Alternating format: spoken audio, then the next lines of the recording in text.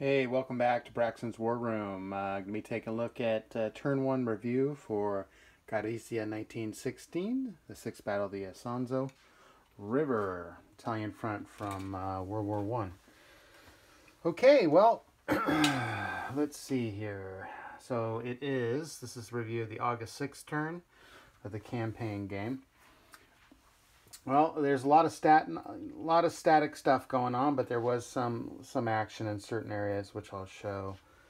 I'll just go down the line. You can see all the red markers that you see here are the artillery units that activated for offensive bombardments. And that's when the activated brigades for the Italians were able to call in artillery strikes on the units that they were attacking or assaulting. All the blue markers, that are all the Austro-Hungarian artillery units that activated for defensive fire. And also that would be in addition to the Austro-Hungarian units that use their machine gun rating as well to fire back. Okay, well, if you take a look here, you can see the Austro-Hungarian units here that took a step loss on top. And the same thing with the Italian units as well. But if you look closely, there's not a lot of breakthroughs. The Italians did have some success over in this area here. Were able to force themselves across, take some of the Austro-Hungarian trenches right about here, but not a heck of a lot.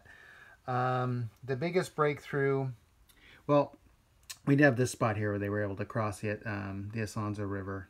And as you can see, there are not a lot of Austro-Hungarian infantry units in this area. They are rushing over. Here's some troops that are moving over in this area. Way up here to the north, we have some brigades making their way down to support another potential breakthrough, as you can see right here. We've got Italian units from the Cumio Brigade are in the Austro-Hungarian trenches.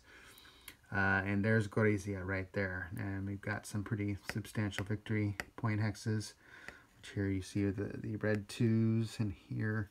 Again, I'm not sure if I mentioned the victory point conditions, but the Italians need to earn 30 victory points in order for a victory.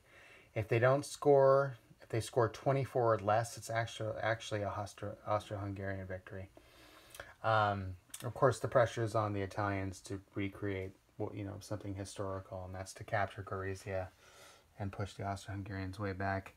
Some more action over here. This is probably the best breakthrough of the whole bunch. We've got elements of the Toscana Brigade have made it across the Isonzo River, and look at this big wide area here. I think that's why I was sending these units over, because trying to plug this hole here. And this next turn, we've got a lot of Italian brigades, which can try to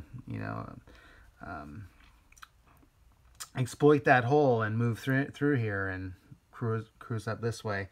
There's a whole bunch of Italian brigades which are moving from the south here on their way up to try and exploit this breach. Pretty solid line here, but like I said, it's getting pretty overwhelming for the Austro-Hungarians. This is an interesting battle actually to have a game on, because it was so lopsided, but at the same time, things can happen, and that's why we play war games. See how they can change, and despite on a little bit of luck and some certain decision making, having the God's eye view makes it a little bit easier for the commanders than what they had on the ground. Anyway, I really enjoy this system. It's just simple enough, but it's got enough content where it really feels like World War One to me, but with a little bit more excitement, even with this what looks like it could be very static. Got a long way to go here. You can see that was just the first turn, and we'll see where we go. I got some. These are my reinforcements. Got some Austro-Hungarians coming in next turn. Not very many, and a whole slew of Italians. So we'll see what happens. I'm not sure what I'm going to do yet to make some decisions, maybe base some of them on die rolls to throw a little bit more randomness in. And just really quickly, logistics points. Let's see, the Italians have 31 left, and Austro-Hungarians have 3. Well, they didn't even use any of this turn, so they'll be getting a few more next turn.